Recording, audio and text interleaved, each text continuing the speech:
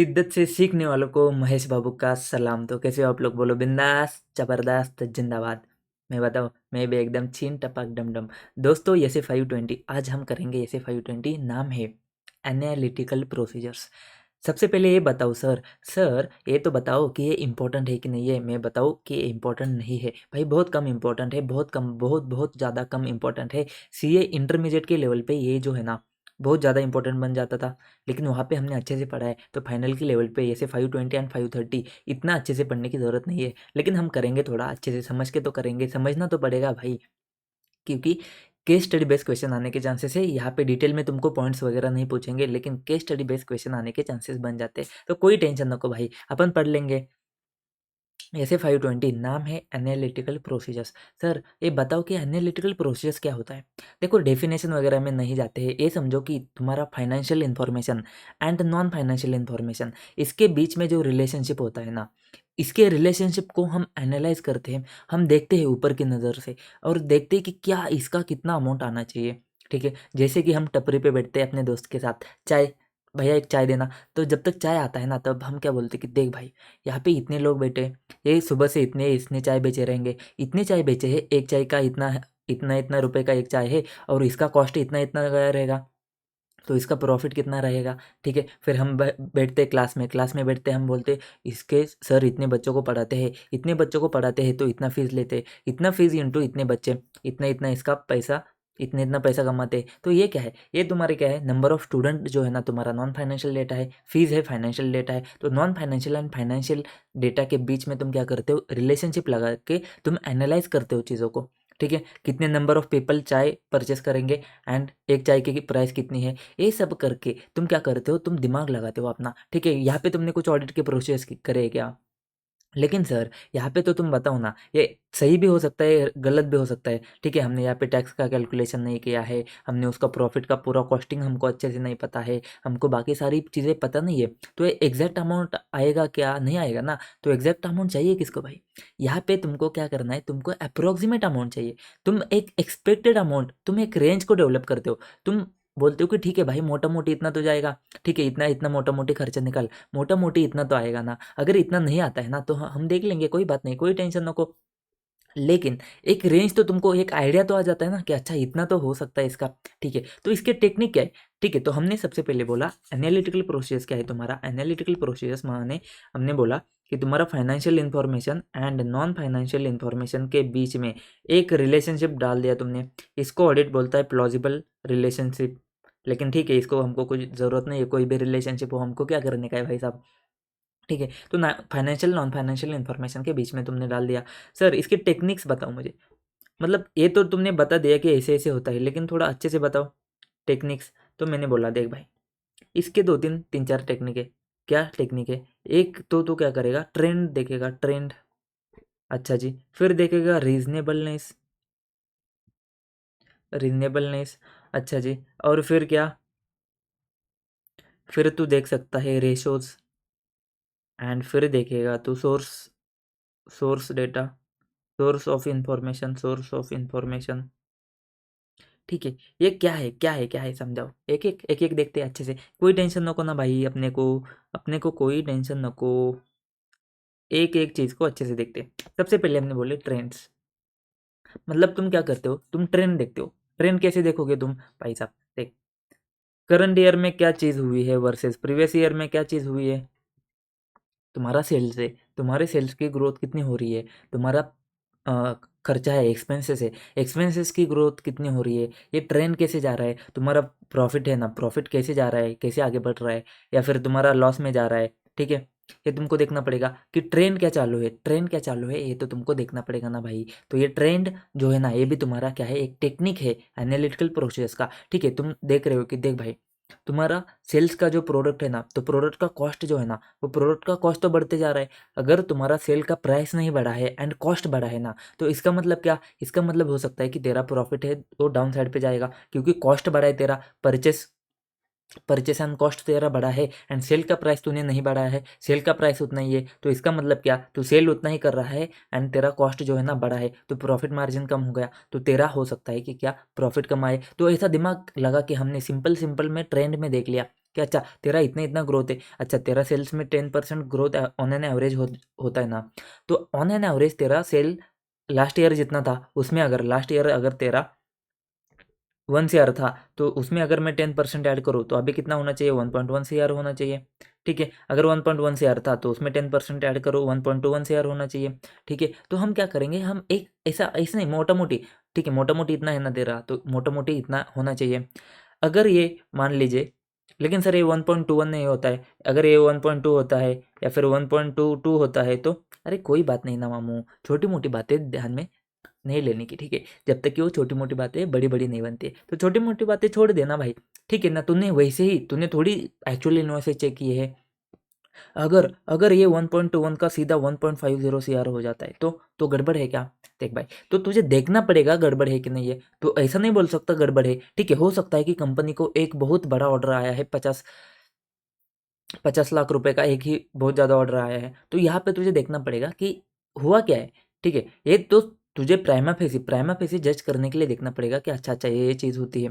अगर कोई बहुत ज़्यादा डेविएशन आता है तो तुझे देखना पड़ेगा मटेरियल मिसस्टेटमेंट होने का रिस्क वगैरह है क्या, तूने अच्छे से असेस किया है क्या, तूने जो पहले कंक्लूजन किए है, तूने ऑडिट प्रोसेस किए है वो तूने अच्छे से किए है क्या, ये तुझे देखना पड़ेगा। ठीक है, तो ये बात आती है कि तुझे ट्रेंड, एक जो है ना ट्रेंड वाला जो टेक्निक है ना, उसको तू यूज़ कर सकता है। फिर आता है रीजनेबलनेस के ऊपर।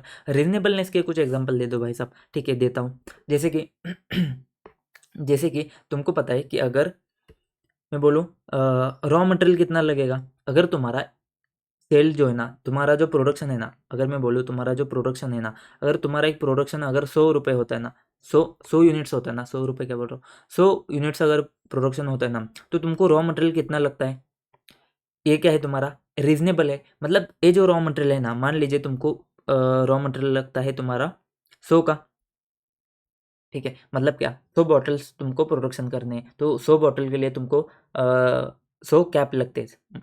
ठीक है, 100 कैप लगते हैं, तो बॉटल को कैप करने के लिए 100 कैप्स लगते हैं। तो तुम्हारा क्या है, रीजनेबलनेस क्या है तुम्हारा, कि अगर 100 बॉटल मेरा मैन्युफैक्चर होता है ना, तो ये जो कैप्स है ना, मेरे 100 कैप्स जाएंगे।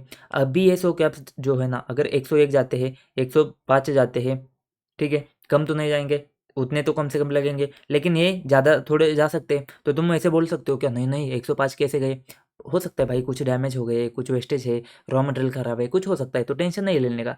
लेकिन रीजनेबल है क्या, हाँ भाई रीजनेबल है, लेकिन ये 100 की जगह 200 गए तो भाई रीजनेबल नहीं है, तो वेस्टेज इतना ज़्यादा क्यों हो गया। तो ये तुमको देखना पड़ेगा। तो ये रीजनेबलनेस वाला सीन क्या है, तुमको देखना पड़ेगा कि हर चीज़ को देखना पड़ेगा, रीजनेबल है क्या। जैसे कि और एग्जांपल दे दो, ठीक है भाई कोई बात नहीं।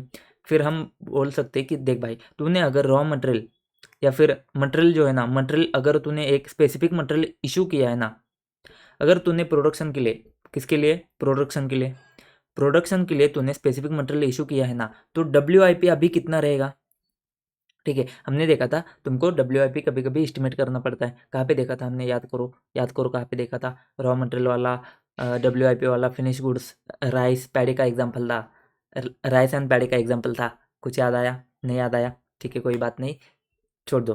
ठीक है, मटेरियल इशू किया है प्रोडक्शन के ऊपर, एंड वहाँ पे तुमको क्या करना है, WIP एस्टिमेट करना पड़ता है कभी कभी। तो WIP अगर एस्टिमेट करना है ना, WIP अगर एस्टिमेट करना है ना, तो तुमको देखना पड़ेगा कि अच्छा रीजनेबल है क्या, मटेरियल अगर इतना इशू किया है ना, तो अभी प्रोसेस में कितना है तुमको समझ में आएगा।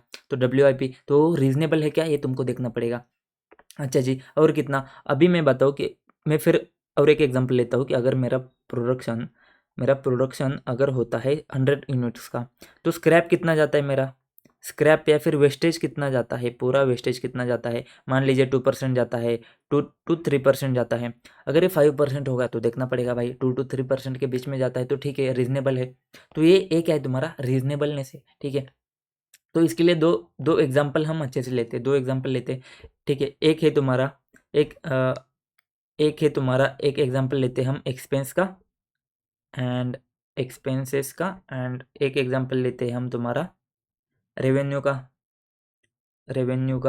ठीक है, ठीक है, एक्सपेंसेस के लिए एक एग्जांपल दे दो। ठीक है सर, एक्सपेंसेस में हम लेते हैं एम्प्लॉय बेनिफिट एक्सपेंसेस। अच्छा जी, एंड रेवेन्यू में लेते हैं तुम्हारा रेंटल इनकम। भाई साहब यही हमारे एग्जांपल है, यही यही है। ठीक है, हर जगह पे यही दिखते हैं तुमको, ठीक है। एम्प्लॉय बेनिफिट एक्सपेंसेस एंड तुम्हारा रेंटल इनकम। सबसे पहले देखते हैं कि तुम्हारा एम्प्लॉय बेनिफिट एक्सपेंस क्या है। तो तुमको एक हमने क्या दिया, बेसिक इन्फॉर्मेशन दिया। मैं इसको बोलता हूँ सोर्स डेटा। मैंने तुमको सोर्स डेटा दिया है। क्या सोर्स डेटा दिया है? बेसिक इन्फॉर्मेशन दिया है। गिवन, वो तुम्हारा मैथ्स में आता है ना, गिवन क्या क्या है। तो मैंने बोला देख, मेरा जो है ना आईटी का बिजनेस है, आईटी के बिजनेस में मेरे पास 10 एम्प्लॉयज़ है। अच्छा, पर एम्प्लॉय मेरा कितना जाता है? मेरा पर एम्प्लॉय 2 लाख रुपीज़ जाता है। पर एम्प्लॉय मेरा 2 लाख रुपीज़ का क्या है, सैलरी है, फिक्स वाला, ठीक है। अच्छा, अभी यहाँ पे मैंने और एक इन्फॉर्मेशन दे दिया। मैंने बोला देख भाई, अप्रैल में तो 2 महीने तक तो मेरा टू लाख रुपीज़ ही था पर एम्प्लॉय। लेकिन 2 मंथ्स के बाद मैंने क्या किया, अप्रेजल किया। कितना अप्रेजल किया? 2 मंथ्स के बाद मैंने क्या किया, 2 का 2.5 किया, 2.5 लैक्स पर एम्प्लॉय कर दिया, ठीक है। अभी मैं तुमको ये बेसिक इन्फॉर्मेशन दे दिया। अभी मुझे बताओ आप कि आपके हिसाब से मोटा मोटी कितना अमाउंट आना चाहिए था।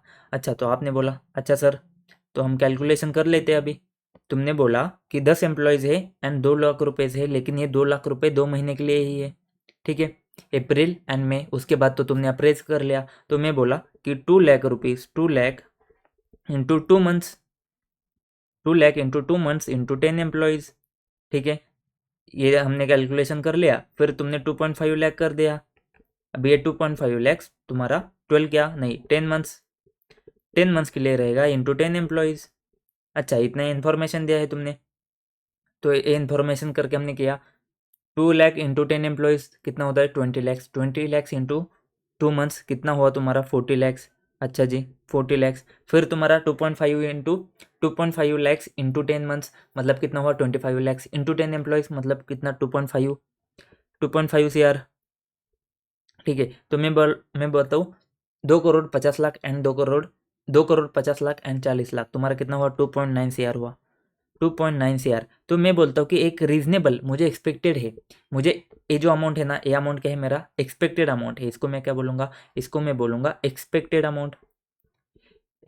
अमाउंट है। मुझे एक्सपेक्टेड है कि तेरा जो बैलेंस शीट में जाएगा ना, तो तेरा बैलेंस शीट में एम्प्लॉय बेनिफिट एक्सपेंस जो है ना, नियर अबाउट 1.9 CR जाना चाहिए। अच्छा, मैं यहाँ पे एक रेंज डिसाइड कर सकता हूँ ना। रेंज कैसे, देख भाई, अगर तेरा है ना 2.8 CR है या फिर तेरा 3 CR है ना, तो ये दोनों के बीच में है ना, तो मुझे चल जाएगा। क्योंकि 2.9 तो हमने ऐसे ही बेसिक कैलकुलेशन करके कर लिया है। ये जो थोड़ा कम या फिर थोड़ा ज़्यादा होता है ना, तो हमको कोई दिक्कत नहीं है भाई, तो हमको चल जाएगा, ठीक है। अच्छा जी, तो ये हमने क्या किया, हमने एक्सपेक्टेड रेंज देखा, एक्सपेक्टेड अमाउंट, ठीक है। फिर हमारा दूसरा एग्जाम्पल क्या था, दूसरा एग्जाम्पल था हमारा रेंटल का, ठीक है। रेवेन्यू में हमारा क्या एग्जाम्पल है, हमारा रेंटल का एग्जाम्पल है। तो यहाँ पे भी मैं आपको क्या देता हूँ, यहाँ पे भी आपको बेसिक इन्फॉर्मेशन तो देना पड़ेगा, ठीक है। बेसिक इन्फॉर्मेशन या फिर मैं उसको बोलूँ सोर्स डेटा। मैं तुमको सोर्स डेटा देता हूँ, ठीक है। मैंने इन्फॉर्मेशन क्या दे दी, रेवेन्यू इनकम है ना, ठीक है। मैंने बोला तुम्हारे पास रूम्स जो है ना, रूम्स है 10 रूम्स, अच्छा है। हर रूम का टैरिफ रेट है ना,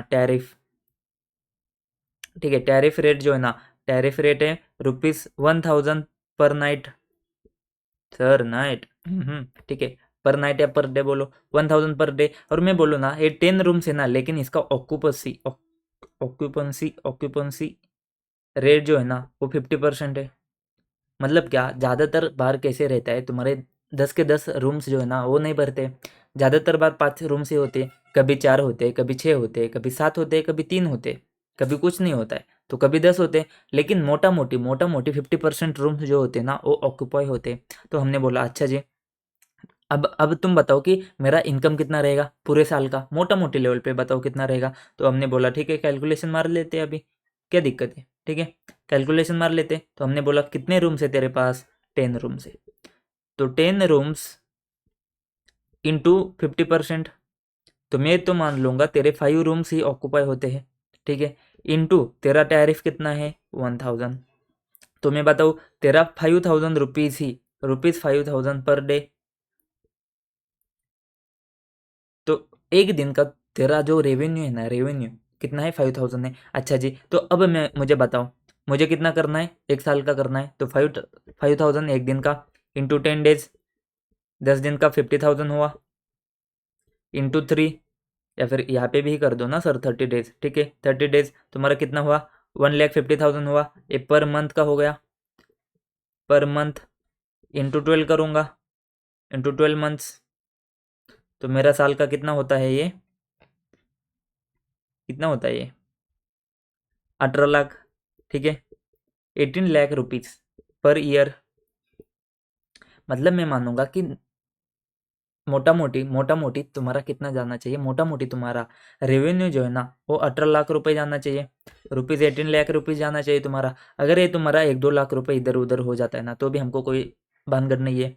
अगर तुम्हारा जो है ना इधर 16 लाख होता है या फिर इधर 20 लाख होता है तो भी हमको कोई भानगढ़ न को, कोई टेंशन नहीं है हमको। हम क्या करेंगे, ठीक है भाई, ठीक है थोड़ा इधर उधर है तो कोई टेंशन नहीं है, तो हम क्या बोलेंगे, अच्छा जी इतना इतना है, हम मान जाते हैं, कोई बात नहीं, ठीक है। तो ये रीजनेबलनेस है, तो एक रीजनेबल अमाउंट्स हमने क्या किए है, रीजनेबल अमाउंट्स हमने निकाल लिए, ठीक है। रेवेन्यू को नीचे लेते हैं, ठीक है। एक रीजनेबल अमाउंट्स हमने क्या करे है, रीजनेबलनेस हमने चेक किया है। तो हम कहाँ पे, हम टेक्निक देख रहे हैं, अभी तक हम घुसे ही नहीं है भाई साहब, ऐसे में घुसे ही नहीं है, ठीक है, क्योंकि ऐसे में दम नहीं है, समझने में दम है, समझ लो बाकी तुम्हारा काम हो जाएगा। तो सबसे पहले हमने टेक्निक्स देखे, एक तो ट्रेंड देखा, रीजनेबलनेस देखा, फिर रेशोज, रेशोज की कोई बात नहीं है, रेशोज फालतू की बात करते हैं। रेशोज मतलब क्या, तुम्हारा नेट प्रॉफिट रेशो, कितना प्रॉफिट है तुम्हारा, gross profit ratio, turnover ratio, ऐसे बहुत सारे सारे तुम्हारे जितने जितने तुमको रेशो आते हैं, ये रेशो कैलकुलेशन से तुमको क्या समझ में आता है। अच्छा तुम्हारा टर्नओवर 1 CR है ना, प्रॉफिट कितना है, 10% होता है, तो इसका मतलब 10 लाख आना चाहिए था। करंट ईयर में 20 लाख है, तो क्यों है करंट ईयर में तुम्हारा 20% क्यों हो गया तुम्हारा प्रॉफिट। ऐसे ऐसे एनालिसिस हम करते हैं, ये सारे क्या है, एनालिटिकल प्रोसेस है, ठीक है। फिर अभी यहाँ पे तुमको देखना पड़ेगा और क्या होगा, अभी Q1 Q2 Q3 Q4 ये सारे तुम्हारे पास क्वार्टर्स है, ठीक है। इतने क्वार्टर है तुम्हारे पास, 4 क्वार्टर है, देखो एंजॉय कर लो। अभी समझो कि यहाँ पे तुम्हारा एक रेशो कोई तो मटेरियल कंजम्पशन का रेशो तुम्हारा कितना है, इसमें 53% है, इसमें 52% है, इसमें 40% हो गया एंड इसमें 51% है। तो यहाँ पे तुमको समझ में आता है कि देख भाई कुछ तो गड़बड़ हो रहा है, कहाँ पे, Q3 में गड़बड़ हो रहा है। एक्चुअल में गड़बड़ है क्या, बता नहीं सकते, एक्चुअल में तो तुझे देखना पड़ेगा, लेकिन देख के तो तुझे समझ रहा है ना, एनालिटिकल प्रोसेस परफॉर्म करके तुझे ये तो समझ रहा है कि यहाँ पे कुछ तो डेविएशन है, इतना कैसे कम आ गया।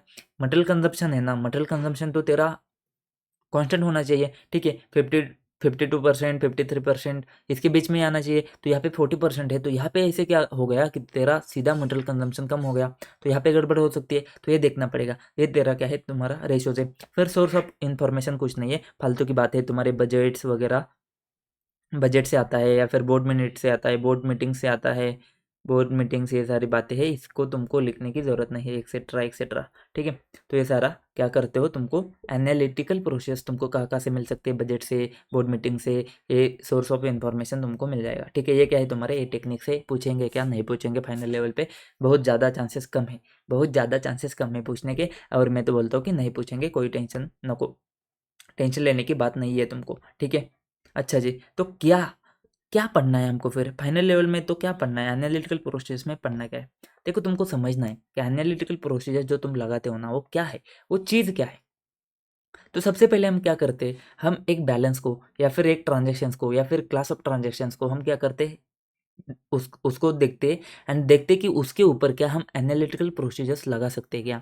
जैसे कि हमने क्या लिया यहाँ पे, हमने यहाँ पे लिया रेंटल इनकम एक लिया, या फिर यहाँ पे हमने लिया क्या, एम्प्लॉय बेनिफिट एक्सपेंसेस। तो एम्प्लॉय बेनिफिट एक्सपेंसेस एक तुमने चीज़ उठा दी एंड उसको उठा के तुमने क्या कर दिया, सबसे पहले देखा क्या उसके ऊपर, सबसे पहले देखो क्या उसके ऊपर तुम तुम्हारे एनालिटिकल प्रोसीजर्स लगा सकते हो क्या। तो मैं बोलूँ सबसे पहले देखो, डिटरमाइन करो, डिटरमाइन करो कि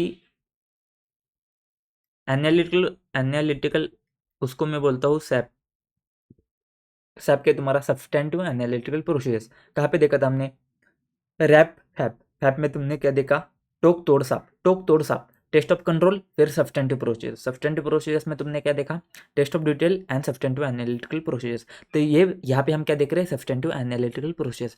आज से अभी से हम क्या बोलेंगे इसको, साप, साप बोलो या फिर सैप बोलो, ठीक है। टोक तोड़ साफ। तो यहाँ पे डिटरमाइन करो जो तुम्हारे सब्सटेंटिव प्रोसीजर्स है, एनालिटिकल प्रोसीजर्स है, उसको तुम क्या कर सकते हो, क्या वो सुटेबल है क्या, ठीक है, वो सुटेबल है क्या, गिवन तुम्हारा अकाउंट बैलेंस रहेगा या फिर गिवन असर्शन रहेगा, जो तुमको असर्शन के ऊपर कंफर्ट चाहिए, तो उस असर्शन के लिए तुमको एनालिटिकल प्रोसीजर्स सुटेबल है क्या नहीं है, ठीक है। ये कैसे देखते हैं समझते हैं। तो सबसे पहले देखो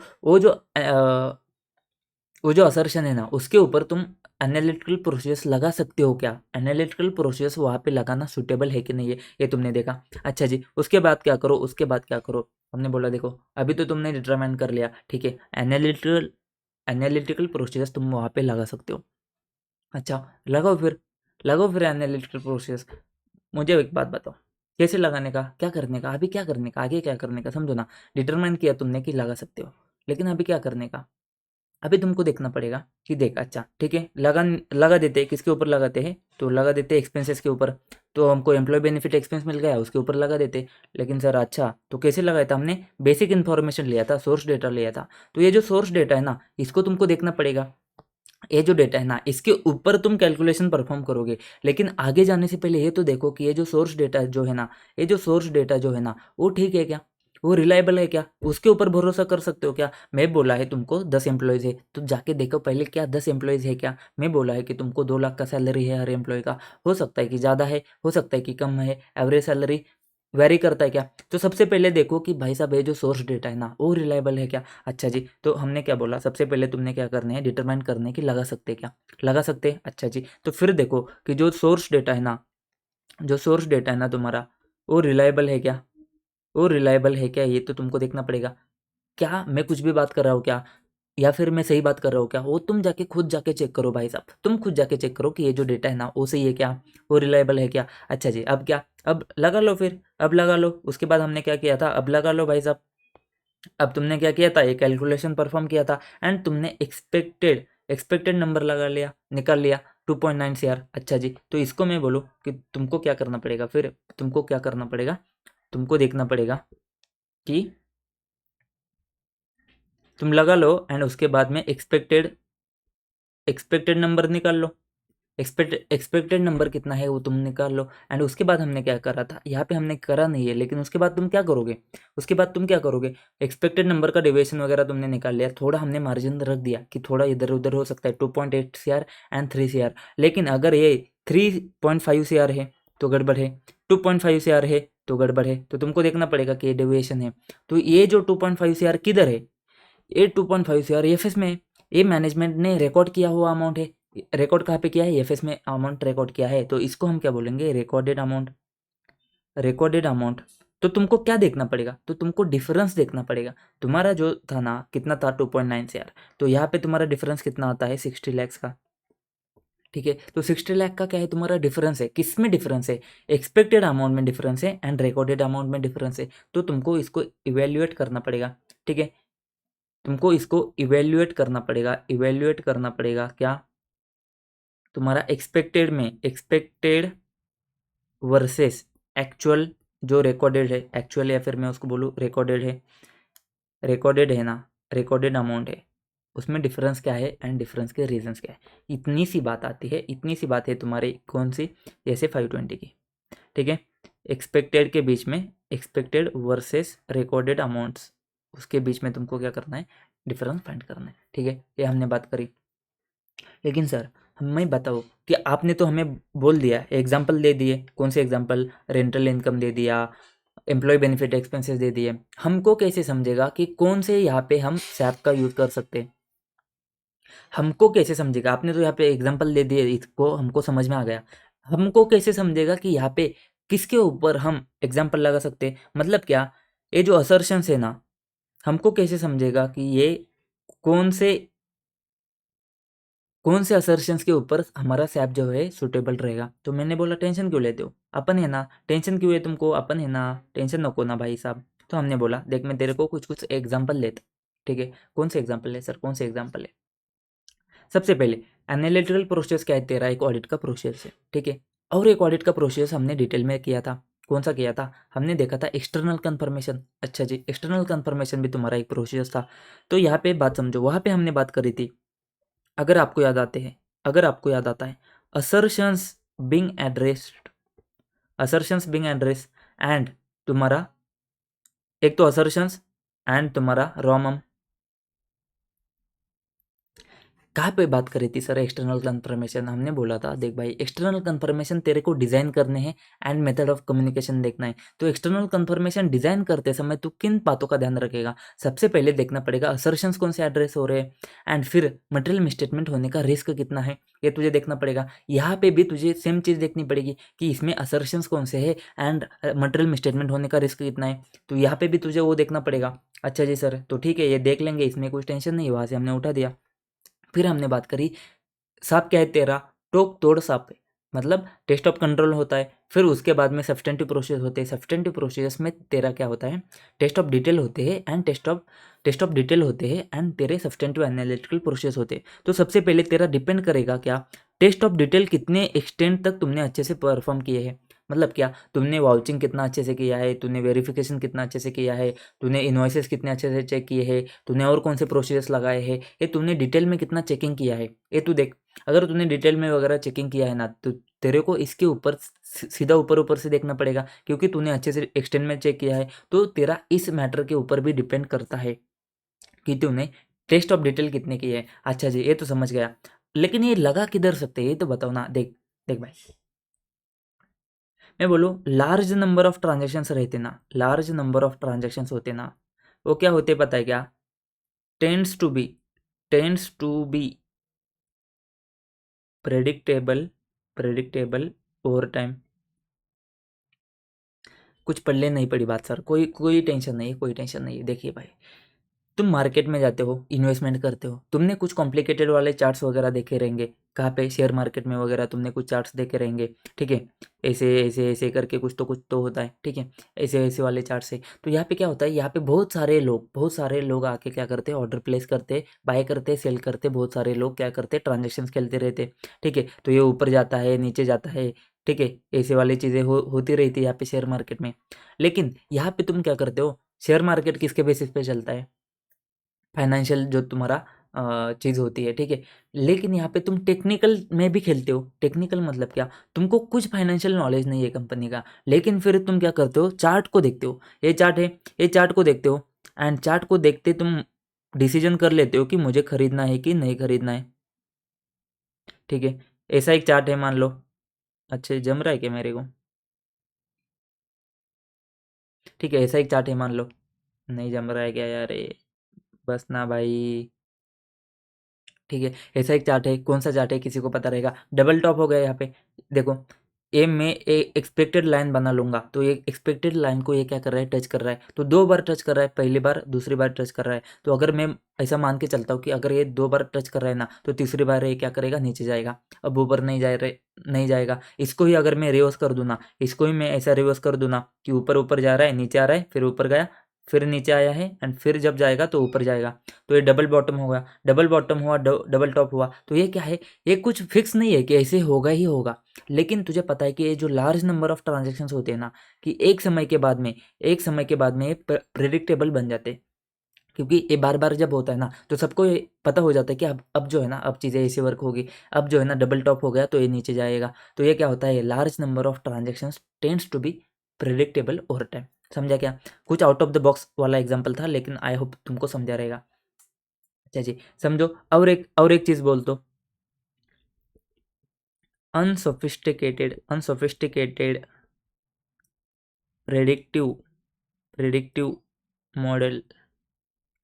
क्या सर, क्या ढासू वर्ड कहाँ से लेकर आए हो ये, अनसोफिस्टिकेटेड प्रेडिक्टिव मॉडल या फिर मॉडलिंग, ठीक है, अनसोफिस्टिकेटेड प्रेडिक्टिव मॉडलिंग, ये तो ऐसे ढासू ढासू वर्ड्स यूज़ करना बंद करो सबसे पहले, मैंने बोला ठीक है। ये चीज़ क्या है भाई, ये चीज़ वर्ड सिर्फ ढासू ढासू है, चीज़ बहुत सिंपल है, चीज़ यही है जो तुमने यहाँ पे रेवेन्यू रेंटल इनकम के लिए जो किया, ये जो एम्प्लॉय बेनिफिट एक्सपेंसेस के लिए किया ना, यही था वो तुम्हारा अनसोफिस्टिकेटेड प्रेडिक्टिव मॉडलिंग, यही था। मतलब क्या, लेकिन सर इसका मीनिंग क्या होता है, इतना ढासू क्यों है, देख इसका मतलब जो है ना, इसमें जाने की ज़रूरत नहीं है, इतना सिंपल है ना, ये बोलता है कि देख भाई, तेरे को ना जब तेरे पास थोड़ा फ्लक्चुएशन रहता है, मतलब तेरे को अप्रोक्सीमेट अमाउंट चाहिए, तेरे को एकदम कंफर्म एकदम फिक्स अमाउंट नहीं चाहिए, थोड़ा तेरे के पास फ्लेक्सिबल अमाउंट है।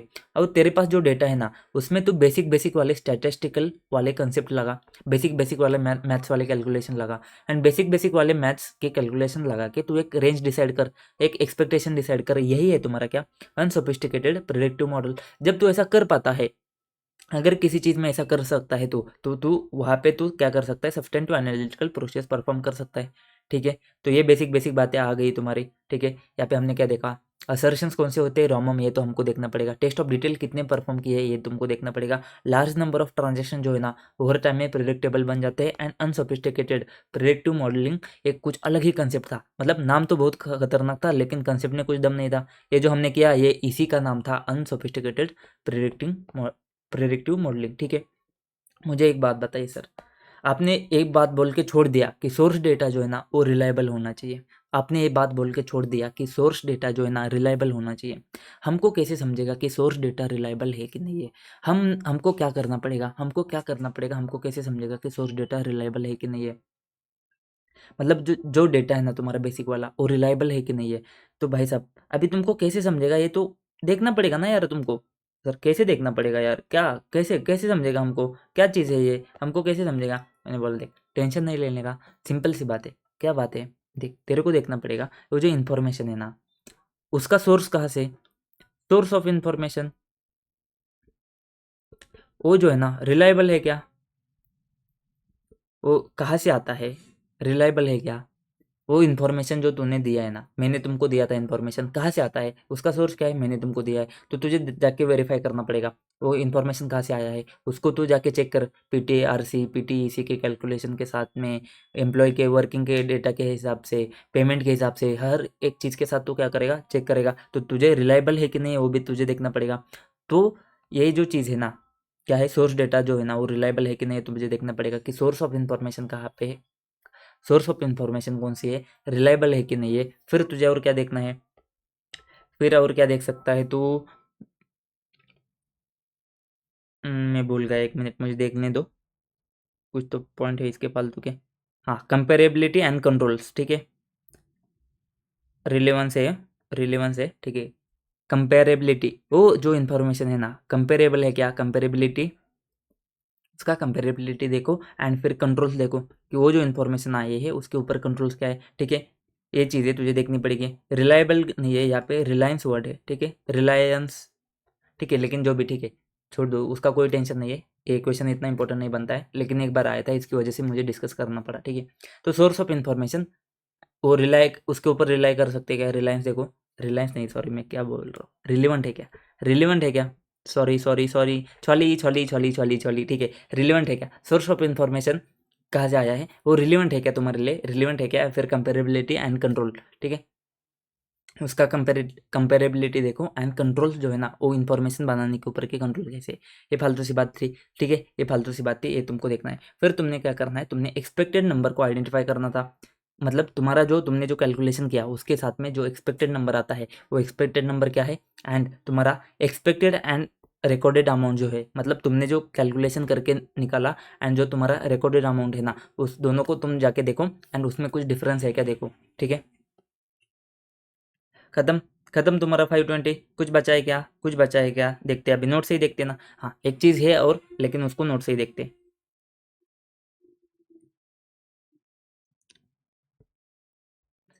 नोट्स में कहाँ पे है तुम्हारा ऐसे 520, नोट्स में तुम्हारा है चैप्टर नंबर 2 में प्लानिंग स्ट्रेटेजी एग्जीक्यूशन। ये वाला जो चैप्टर है तुम्हारा, यहाँ पे तुमको पेज नंबर 17, पेज नंबर 17 के ऊपर यहाँ पे तुमको स्टार्ट हो जाएगा। कहाँ पे था देखो, हमने बात करी थी ऑडिट एग्जीक्यूशन की। ऑडिट एग्जीक्यूशन में तुमने क्या क्या बात करी थी, executive planning, risk control, testing करना है, उसके बाद में तुमने रिपोर्टिंग करना है, रिपोर्टिंग के बाद में अदर इंपॉर्टेंट कंसिडरेशंस। ये चीज़ें तुमको ध्यान में रखनी पड़ेगी। कौन सी, एक तो क्वालिटी कंट्रोल की बात हमने करी थी SQC 1 एंड SA 220 में, एंड उसके बाद में एनालिटिकल प्रोसीजर्स तुमको प्रायर टू ऑडिट परफॉर्म करने हैं, as well as towards finalisation. मतलब ऑडिट करने से पहले भी करने हैं, एंड साथ में ऑडिट खत्म होने तक, खत्म होने होने जा रहा है ना, तुम साइन कर रहे हो ना, टूवर्ड्स फाइनलाइजेशन, फाइनलाइजेशन के टाइम पे भी तुमको क्या करने हैं, एनालिटिकल प्रोसेस तुमको परफॉर्म करने। ठीक है, एंड ऊपर दूसरे कौन से चीज़ थी, एक तो बाहर वाले जैसे 600, 610, 620 एंड 540। तो इस चैप्टर में हम 520 एंड 540 डिस्कस करने वाले थे। तो 520 अभी हमने डिस्कस करेंगे या फिर कर लिया है समझो, करेंगे, एंड 540 इसके बाद आ जाएगा। 540 इंपॉर्टेंट है, ठीक है। तो यहाँ पे हम देखेंगे कि एनालिटिकल प्रोसीजर है ना, प्रायर टू तुम्हारा क्या है, prior to audit as well as towards finalisation, ठीक है। तो ऐसे 520 शुरू करते हैं, नाम है एनालिटिकल प्रोसेस। अभी शुरू करते हैं, अरे नहीं खत्म हो जाएगा, कोई टेंशन मतलब।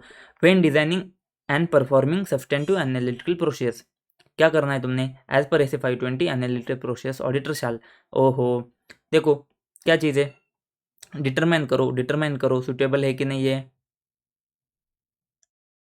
डिटरमाइन करो suitability of particular substantive analytical process for given assertion taking into account assess ROMM and test of detail, ठीक है। Test of detail and ROMM को देख के तुमने क्या करना है, सुटेबल है कि नहीं है तुम्हारा, ठीक है।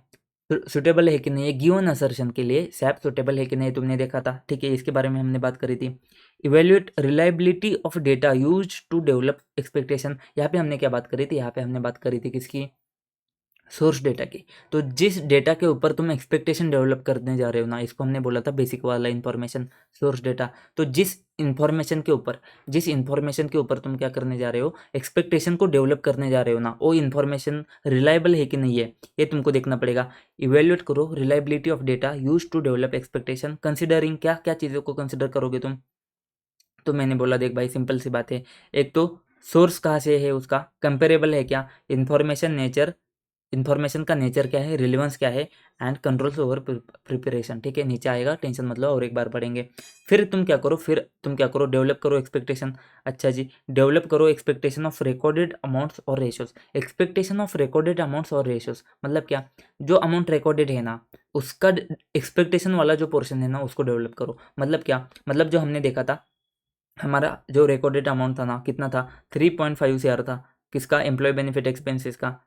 तो इसका एक्सपेक्टेशन कितना था हमारा, 2.9, या फिर मान लीजिए 3 CR था, ठीक है। अपर साइड पे 3 CR था। तो ये जो है ना, एक है तुम्हारा, तुमने डेवलप कर लिया है एक्सपेक्टेशन ऑफ रिकॉर्डेड अमाउंट्स, ठीक है। Develop and expectation of recorded amounts और ratios ensuring precise enough to detect, कितना प्रिसाइज होना चाहिए वो, precise enough to detect potential material misstatement. मतलब इसको इतना प्रिसाइज कर लो, ज़्यादा प्रिसाइज नहीं कर सकते हो तुम, ठीक है, थोड़ा तो वेरिएशन रहेगा, लेकिन इतना प्रिसाइज कर लो कि अगर मटेरियल मिसस्टेटमेंट है ना, अभी तुमको पता है मटेरियल मिसस्टेटमेंट क्या है, अगर मटेरियल मिसस्टेटमेंट होने का चांस है ना, पोटेंशियल मटेरियल मिसस्टेटमेंट अगर हो रहा है ना, तो उसको डिटेक्ट करे, इतना तुम क्या करो, उतना प्रिसाइज कर लो। एंड बाद में क्या करो, डिफरेंस फाइंड कर लो, determine amount of any differences, किसके बीच में, recorded amounts and expected value, that is acceptable without further investigation, ठीक है। ऐसा अमाउंट का जो डिफरेंस है ना, जो एक्सेप्टेबल है विदाउट फर्दर इन्वेस्टिगेशन, मतलब हमने क्या किया था, हमने डिफरेंस देखा था, जो 2.9 आया था ना हमारा, वो 2.9 को हमने क्या बोला था, ये तो 2.8 चलेगा एंड 3 CR चलेगा। तो ये जो चलेगा मतलब क्या, अगर ये आ जाता है ना, तो हमको कोई इन्वेस्टिगेशन करने की ज़रूरत नहीं है। लेकिन यहाँ पे तो आ गया 3.5 CR, तो ये जो है ना, डिफरेंस बहुत ज़्यादा आ गया, तो यहाँ पे क्या करना पड़ेगा तुमको, इन्वेस्टिगेशन करना पड़ेगा। तो determine amount of any differences of recorded amounts from expected value that is acceptable without further investigation, ठीक है। बूझे क्या, अभी यहाँ पे part two and part three है। लेकिन इसमें जाने से पहले मैं आपको बता दूँ, जो हमने बात करी थी अभी, डिटरमाइन कैसे करोगे, ठीक है। ये दोनों क्वेश्चन है ना, सीए इंटर के लेवल पे है, तो फाइनल में आने के चांसेस नहीं है। लेकिन अगर बाई चांस आ भी जाता है ना, तो क्यों छोड़ना है भाई, क्यों छोड़ना है, एमसीक्यू वगैरह आ जाता है तो 2 मार्क क्यों छोड़ना है भाई। तो हमने बात करी, सबसे पहले असर्शन देखो, रोमम देखो, टेस्ट ऑफ डिटेल जो परफॉर्म किए ऑन सेम असर्शन। फिर हमने देखा था large volume of transaction tends to be predictable over time, unsophisticated predictive model, ये भी देखा था हमारा। जो दोनों एग्जाम्पल थे वो किसके थे, अनसोफिस्टिकेटेड प्रेडिक्टिव मॉडल के थे। एंड इसमें और एक पॉइंट है, डिफरेंट लेवल ऑफ एश्योरेंस, जो हम भूल गए थे। डिफरेंट लेवल ऑफ एश्योरेंस क्या है, तुम्हारे डिफरेंट सैप वाले जो प्रोसेस है ना, तुमको डिफरेंट लेवल ऑफ एश्योरेंस देते हैं। जैसे कि हमने एक Q1, Q2, Q3, Q4 का रेशियो वाला जो सैप परफॉर्म किया था ना, उसका जो एश्योरेंस है ना, वो अलग है, वो अलग चीज़ बता रहा है, ठीक है। एंड जो तुम्हारा जो एम्प्लॉय वाला जो है, एम्प्लॉय या फिर रेंटल इनकम, ये अलग चीज़ बता रहा है। तो यहाँ पे एश्योरेंस जो है ना, वो दोनों का अलग अलग चीज़ है, ठीक है। तो तुमको देखना पड़ेगा कि वो चीज़ कैसे होती है, इसमें डिटेल में जानने की कोई ज़रूरत नहीं है, ठीक है। इतना तुम समझ जाओ। डिफरेंट लेवल ऑफ एश्योरेंस देते हैं कौन से, डिफरेंट सब्सटेंटिव प्रोसेस, ठीक है। Different substantive process different level of assurance देते हैं। फिर हमने बात करी थी कि ये जो डेटा है ना वो रिलायबल है कि नहीं है, उसको कैसे इवेल्युएट करेंगे। तो हमने बात सिंपल सी करी थी, क्या सोर्स ऑफ इंफॉर्मेशन जो अवेलेबल है एंड वो रिलेवेंट है क्या वो तुमको देखना पड़ेगा। एंड कंपेरेबल है क्या, and controls over preparation of information that are design to ensure its completeness and accuracy. देखो source, comparability, relevance and control, ये वही वाले पॉइंट्स है जो तुमने ऊपर पढ़े हैं। मुझे नहीं पता इसको तुम कैसे याद रखोगे, अगर तुम्हारे पास कोई शॉर्टकट वगैरह है तो तुम बना लो, ठीक है। Source, comparability, relevance and controls, ठीक है, ये चीज़ आती है यहाँ पे। बट इतना याद रखने की ज़रूरत नहीं है, अगर होता है तो ठीक है। फिर हमने टेक्निक्स देखे थे, क्या टेक्निक्स तो भाई अच्छे से देखे, trend, reasonableness, ratio and source of information. अच्छा जी, तो यहाँ पे पार्ट 2 एंड पार्ट 3 क्या है, पार्ट 2 एंड पार्ट 3 क्या है। सबसे पहले ऊपर जाओ, और हमने क्या बात करी थी कि एनालिटिकल प्रोसीजर जो है ना वो तुमको कहाँ पे देखने पड़ेंगे। एक तो प्रायर टू ऑडिट, ऑडिट करने से पहले भी देखने पड़ेंगे, as well as towards finalisation. तो यहाँ पे बात क्या हो रही है, analytical procedures that assist when forming an overall conclusion. मतलब एंड में, जब तुम एंड में आए हो ना अभी, तो तुमको कंक्लूजन देने के लिए तुमको क्या करना पड़ेगा, एनालिटिकल प्रोसेस परफॉर्म करने पड़ेंगे। अच्छा जी, समझ गए, कुछ नहीं समझे पढ़ेंगे, पढ़ के समझेंगे, समझ में आता है तो। जितना पोर्शन में हाईलाइट कर रहा हूँ ना उतना पोर्शन तुम हाईलाइट करो तुम्हारी बुक में। Near end of audit, FS are consistent with auditor's understanding. अच्छा, ड्रॉ रीजनेबल कंक्लूजन, जिसके ऊपर तुम्हारा ओपिनियन जाएगा, ठीक है। पहले 2 लाइन में इतना हाईलाइट कर लो।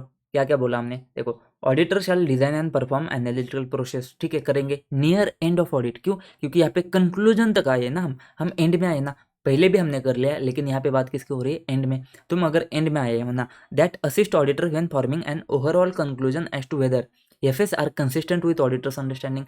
क्या एफएस कंसिस्टेंट है क्या ऑडिटर के अंडरस्टैंडिंग के साथ, ये तुमको देखना पड़ेगा। मतलब क्या, तुम्हारा जो अंडरस्टैंडिंग था उसके साथ में तेरा एफएस मैच हो रहा है क्या।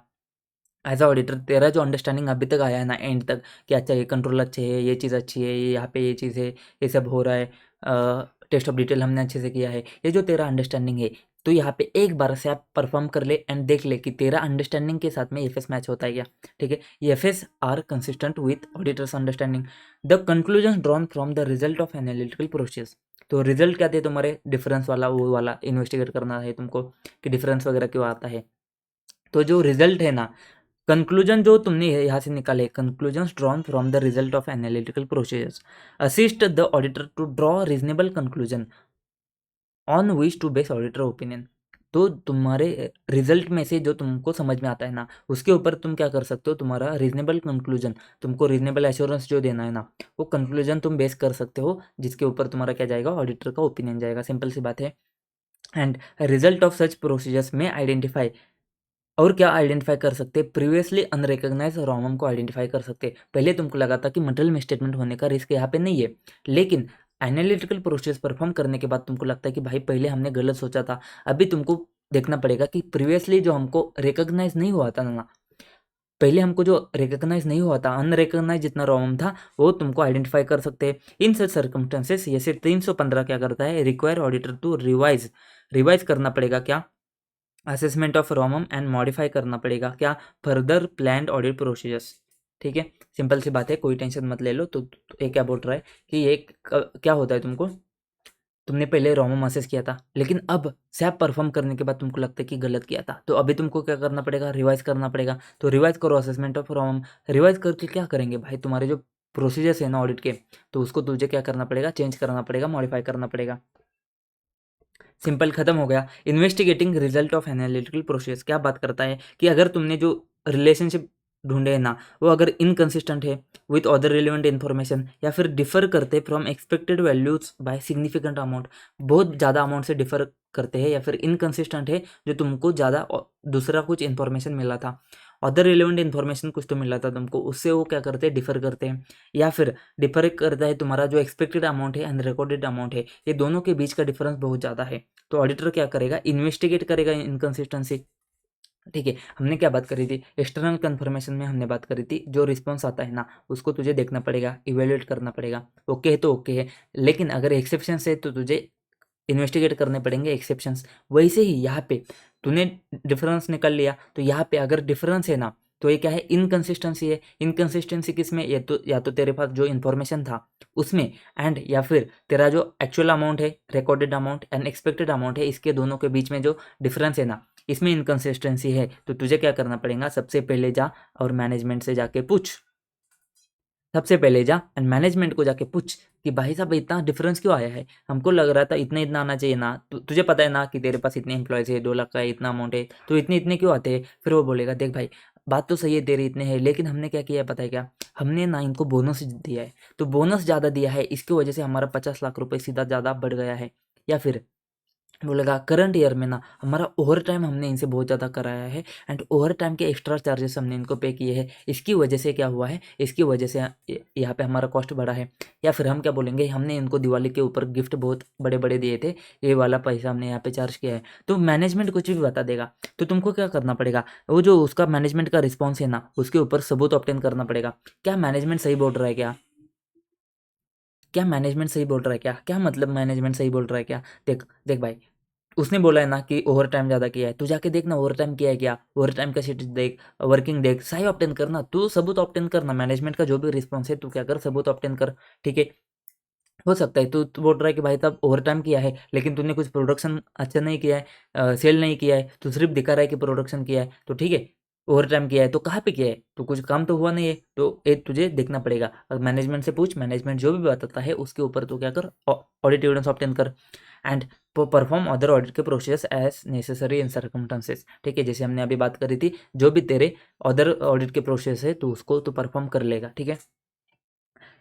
अगर when management is unable to provide explanation, या तो मैनेजमेंट ये कब करने हैं तुझे, ये जो अदर ऑडिट प्रोसेस है ना, ये कब करने हैं तुझे परफॉर्म, तो या तो मैनेजमेंट एक्सप्लेनेशन नहीं दे पाता है कि ये डिफरेंस क्यों है, वो बोलता है मेरे को नहीं पता यार, तू जाके देखना क्यों डिफरेंस आता है, मेरे को नहीं पता है। और तू जब जाते हो ना, तुम जब जाते हो ना, तो तुमको जो ऑडिट एविडेंस मिलना चाहिए था ना, वो ऑडिट एविडेंस इतना अच्छा नहीं मिलता है। ठीक है। मैनेजमेंट ने कुछ बता दिया कि देख भाई ऐसा ऐसा हुआ था, और तुमको लगता है कि यार इन्होंने प्रोडक्शन तो किया नहीं है, तो ओवर टाइम किस बात का है, तो तुम्हारा ऑडिट एविडेंस जो है ना उसके एक्सप्लेनेशन के साथ मैच नहीं करता है, या तो वो एक्सप्लेनेशन नहीं दे पाता है, या फिर तुम्हारा ऑडिट एविडेंस जो है ना उसके एक्सप्लेनेशन के साथ मैच नहीं करता है। तो उस केस में क्या करो, तुम क्या करो, परफॉर्म करो ऑडिट, अदर ऑडिट के प्रोसीजर्स।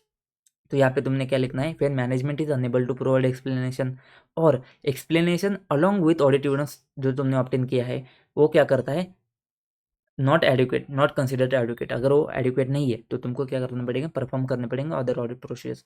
ठीक है, सिंपल सी बात है। तो यहाँ पे तो हमने देखा क्या सुटेबल है, क्या सैप सुटेबल है क्या असर्शन के लिए, अच्छा है तो क्या जो डेटा यूज़ किया है ना एक्सपेक्टेशन डेवलप करने के लिए वो रिलायबल है क्या। फिर हमने बात करी डेवलप है क्या एक्सपेक्टेशन। ठीक है, रिविजन बाद में करते, समझ लीजिए, क्वेश्चन कर लेते। क्वेश्चन क्या है, क्वेश्चन क्या है, what are the relevant criteria which determine whether the data is reliable for the purpose of designing SAP। ओहो, रिलायबल है क्या, तो कुछ तो लिख लेना, source of information available, comparability of information available, nature and relevance of information available, and controls over preparation of financial information, preparation of information that are design to ensure that completeness, accuracy and its validity. ठीक है, देखो नवंबर 15 में आया था, तो इसका importance वैसे भी बहुत कम हो जाता है, उसके बाद नहीं पूछा है। एंड मैं आपको बताऊँ, मुझे बस छोड़ना नहीं था कुछ, इसकी वजह से ये क्वेश्चन है, नहीं तो इतना इंपॉर्टेंट नहीं है। तो अगर आपको कुछ शॉर्टकट वगैरह बनाना है तो बना दो, मैं यहाँ पे बोल लूँ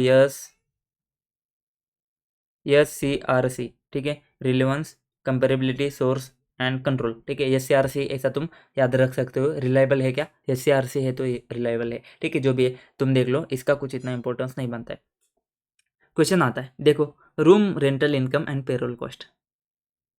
समझे, समझे क्यों लिया था example, in an audit of hotel, hotel जो है ना उसका auditor want to use analytical process as a substantive in respect of room rental income and payroll cost, guide him how it can be done. तो बोला था हमने कि unsophisticated productive model तुम यूज़ कर सकते हो, जैसे 520 नाम नंबर लिख लेना, एंड अनसोफिस्टिकेटेड प्रोडक्टिव मॉडल तुम यूज़ कर सकते हो। 2 एग्जाम्पल, यही 2 एग्जाम्पल है। Payroll cost, room rental. तुमको पता है कि known number of employees at fix rate of pay पता है कितने एम्प्लॉयज है पता है। Use this data to estimate the total payroll cost, हमने किया था। Reducing the need to perform test of details on payroll, ठीक है। अगर तुमको ये पता होता है कि अच्छा ये मैच हो रहा है ना, तो क्या कर सकते हो वो, तुम टेस्ट ऑफ डिटेल तुम उसको कम करोगे। कोई बात नहीं, मैच हो रहा है ना, अगर मैच हो रहा है या फिर रेंज में बैठ रहा है ना, तो कोई बात नहीं, तुम टेस्ट ऑफ डिटेल उसमें कम कर सकते हो। रूम रेंटल, तो हमने देखा था prediction of total rental income कर लो, रूम के टैरिफ रेट कितने हैं, नंबर ऑफ रूम कितने हैं, वैकेंसी रेट कितना है, यही तो हमने किया था। May eliminate the need for further verification by means of test of detail. तो अगर तुम ऐसा करते हो, तुमको टेस्ट ऑफ डिटेल करने की जरूरत नहीं है। कुछ रॉकेट साइंस नहीं था, क्वेश्चन आएगा क्या, नवंबर 13 में आया था भाई, नहीं आएगा, ज़्यादा चांसेस नहीं है। इतना इजी नहीं पूछेंगे भाई साहब, अभी अभी इतना इजी नहीं पूछेंगे, ठीक है। बट क्वेश्चन देख के समझ रहे हैं तुमको, room rental income payroll cost, यहाँ पे रिलायबल देखना है तुमको। एंड यहाँ पे तुमको शायद से नहीं समझेगा क्वेश्चन देख के, ओहो, उफ, उप्स उप्स, क्या है देखो। DEF limited auditor has made use of certain analytical process with regard to certain key data in P&L, अच्छा जो भी है। The result obtained showed inconsistency, result obtain किया है उसमें क्या है, तुमको इनकंसिस्टेंसी है with other relevant information.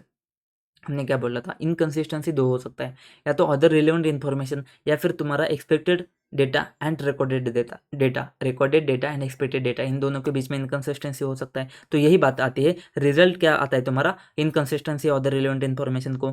State that the course of action auditor should take to ensure that ROMM would be content to a low level fixed as per materiality. तो ये कुछ तो अलग ही उन्होंने पूछ लिया भाई साहब, क्या पता ऑडिटर का एक्शन क्या था। तो हमने कुछ तो पढ़ा है ना, अभी कुछ तो पढ़ा है ना कि इनकंसिस्टेंसी आता है तो क्या करना है। तो हमने बोला इन्वेस्टिगेट करो, रिजल्ट ऑफ इनकंसिस्टेंसी, नाम नंबर लिख लेना, ठीक है। फिर हमने क्या बोला था, सबसे पहले मैनेजमेंट को पूछो एंड उसका जो रिस्पॉन्स है ना, उसके ऊपर ऑडिट एविडेंस ऑब्टेन करो। एंड कुछ कुछ जगह पे तुमने क्या करने हैं, परफॉर्म करने ऑडिट के प्रोसीजर्स, करने पड़ते हैं तुमको ऑडिट के प्रोसीजर्स। अगर तुम्हारा एक्सप्लेनेशन मैनेजमेंट नहीं देता है, अनेबल टू प्रोवाइड एक्सप्लेनेशन, या फिर एक्सप्लेनेशन प्लस तुम्हारा ऑडिट एविडेंस जो है ना वो एडुकेट नहीं है, तो तुमको क्या करने पड़ते, परफॉर्म करने पड़ते हैं अदर ऑडिट के प्रोसीजर्स। यहाँ पे जो है ना ऑडिट एविडेंस के लिए इन्होंने एक बात करी है, ऑडिट एविडेंस जो है ना, audit evidence relevant to management response जो है ना, may be obtained by evaluating those responses. तो क्या कैसे ऑब्टेन कर सकते हो, ऑब्टेन कैसे कर सकते हो, by evaluating those responses taking into account the auditor का understanding of entity and its environment and with other audit evidence during the course of audit. मतलब कुछ फालतू की बात करी है इसने, इसको तुम स्किप कर सकते हो। तो बेसिक बेसिक तो तुमको पता है, ठीक है, बेसिक बेसिक तो तुमको पता है। इंक्वायरी करो, जो एक्सप्लेनेशन दिया है उसके ऊपर ऑडिट एविडेंस दे दो। एंड अगर एक्सप्लेनेशन या फिर नहीं देता है, एक्सप्लेनेशन नहीं देता है, या फिर एक्सप्लेनेशन अलॉन्ग विथ तुम्हारा क्या, एक्सप्लेनेशन अलॉन्ग विथ तुम्हारा ऑडिट एविडेंस एडुकेट नहीं है, तो तुम क्या करो, परफॉर्म करो अदर ऑडिट के process. Revise revise revise, hey guys revise, ऐसे 520, ठीक है। क्या कर रहे थे, डिज़ाइन करना है। तो सबसे पहले देखो कि वो असर्शन के लिए सूटेबल है क्या, अच्छा जी देख लिया। कैसे देखेंगे सूटेबल है कि नहीं है, लार्ज वॉल्यूम, सबसे पहले असर्शन एंड रोमम, असर्शन रोमम देखेंगे। टेस्ट ऑफ डिटेल कितने परफॉर्म करने की ज़रूरत है, ये दो चीज़ देखेंगे। उसके बाद में large volume of transactions tends to be predictable over time, unsophisticated predictive model, तुम्हारा रेवेन्यू एम्प्लॉय दोनों का एग्जाम्पल, and different level of assurance देते हैं, ये भी तुमको ध्यान में रखना पड़ेगा। अच्छा जी, दूसरी बात, इवेल्यूट करो reliability of source data used to develop expectation. देखो हमने यहाँ पे एक बार पढ़ा था, दूसरी बार क्वेश्चन में पढ़ा था, तीसरी बार यहाँ पे भी पढ़ा था। SCRC, source of information available, comparability of information, relevance of information available, and controls over preparation of information. अच्छा जी, ये बात करी थी। फिर हमने टेक्निक्स भी देखे थे, trend, reasonableness, ratios and source of information, ठीक है, इसकी कोई ज़रूरत नहीं है। फिर तीसरा, तुम क्या करो, डेवलप करो एक्सपेक्टेशन ऑफ रिकॉर्डेड अमाउंट्स, ठीक है, एंड प्रिसाइज होने चाहिए, इतने प्रिसाइज होने चाहिए कि मटेरियल मिसस्टेटमेंट ना हो। फिर डिटरमाइन करो अमाउंट ऑफ डिफरेंस है क्या, किसमें, रिकॉर्डेड अमाउंट, एक्सपेक्टेड वैल्यू, जो तुमको एक्सेप्टेबल है विदाउट फर्दर इन्वेस्टिगेशन। फिर पार्ट 2 एंड पार्ट 3 में कुछ बात करी थी। पार्ट 2 में क्या बोला था कि एंड में तुमको देखना है कि सैप तुमको यूजफुल कैसे है। तो सबसे पहले सैप को परफॉर्म करो towards and of audit, near the end of audit, ठीक है। क्या देखना है कि एफएस जो है ना तुम्हारे अंडरस्टैंडिंग के साथ कंसिस्टेंट है क्या। फिर तुम क्या करोगे, उसके ऊपर क्या करोगे, कंक्लूजन जो आते हैं ना तुम्हारे रिजल्ट से कंक्लूजन जो आते हैं ना उसके ऊपर तुम क्या करोगे, रीजनेबल कंक्लूजन ड्रॉ करोगे एंड उसके ऊपर तुम्हारा ओपिनियन जाएगा। एंड हमने बात करी थी कि मैं आइडेंटिफाई हो सकता है कि जो तुमको पहले रोमम नहीं मिला था वो तुमको अभी आइडेंटिफाई हो सकता है, तो क्या करो, रिवाइज करो एंड प्लान प्रोसीजर जो है ना उसको भी तुम क्या करो, मॉडिफाई कर दो। फिर इनकन्सिस्टेंसी आता है, इन्वेस्टिगेट करो इनकन्सिस्टेंसी को। ठीक है, कैसे करो, मैनेजमेंट को पूछो, इंक्वायर करो मैनेजमेंट को, रिस्पॉन्स जो भी आता है उस रिस्पॉन्स को क्या करो, उस रिस्पॉन्स के ऊपर साई ऑब्टेन करो। या फिर वो एक्सप्लेनेशन नहीं देता है, या फिर एक्सप्लेनेशन प्लस उसके ऊपर तुमने ऑडिट एविडेंस ऑब्टेन किया है, ये दोनों चीज़ें या तो नहीं देता है, या फिर एक्सप्लेनेशन प्लस ऑडिट एविडेंस, ये दोनों तुमको क्या है, ये दोनों चीज़ें क्या है, एडिक्वेट नहीं है तुम्हारे लिए, तो तुम क्या करो, परफॉर्म करो अदर ऑडिट के प्रोसेस। ठीक है, मज़ा आया कि नहीं भाई साहब, बोलो। इतना सा एक पेज का है लेकिन फिर भी 1 घंटा दिया है हमने, क्यों? क्योंकि भाई साहब बाद में 5-10 मिनट में कर लेंगे, कोई टेंशन नको। रिवीजन में 5-10 मिनट में उड़ा देंगे, कोई ही टेंशन नको अपने को। तो ठीक है, मिलते हैं नेक्स्ट वीडियो में, तब तक के लिए जय।